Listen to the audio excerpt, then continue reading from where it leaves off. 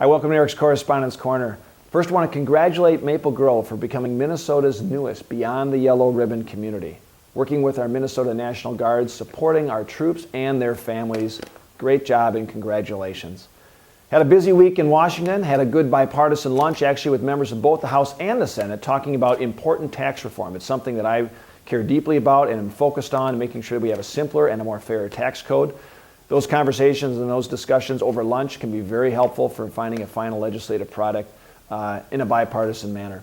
We're going to jump into our questions though, and first I'll mention I heard from Ruth in Champlin, and she writes in, "Dear Representative Paulsen, it's time to get very serious about the wasteful spending in Washington. As a dedicated taxpayer and proud American, I'm tired of hearing about government agencies squandering my money away on reckless and silly events. What are you doing to combat this abuse? Ruth." Well, first of all, Ruth, we've all seen the terrible news reports about agencies that have frivolously spent taxpayer money. The latest was the IRS, $50 million spent on frivolous conferences, lavish hotels. It's outrageous. And we need to make sure there is accountability and transparency so it does not happen again. I've sponsored legislation recently with one of my colleagues from Wisconsin now that will require these agencies to submit their plans for expenses and conferences to the public and to Congress 30 days ahead of time. Bringing more transparency and accountability to process is going to crack down on wasteful spending.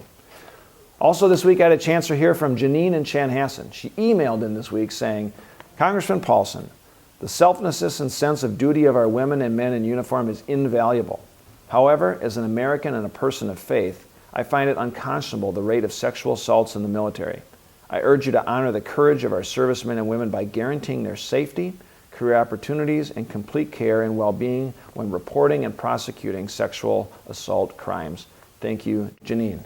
Janeen, I'm also deeply concerned about the levels of sexual assault in our military. This last month, we passed a very important bill that protects whistleblowers of sexual assault victims. I helped co-author that legislation.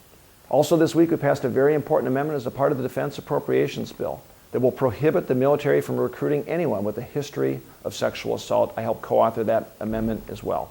I will do everything I can to protect our service men and women from sexual assault. I want to thank everyone that took the time to join us this week for our Correspondence Corner. If you would like to reach out with your question, your idea, your thought, you can always get me on Twitter or Facebook or of course on the website at paulsen.house.gov. Have a great week and weekend.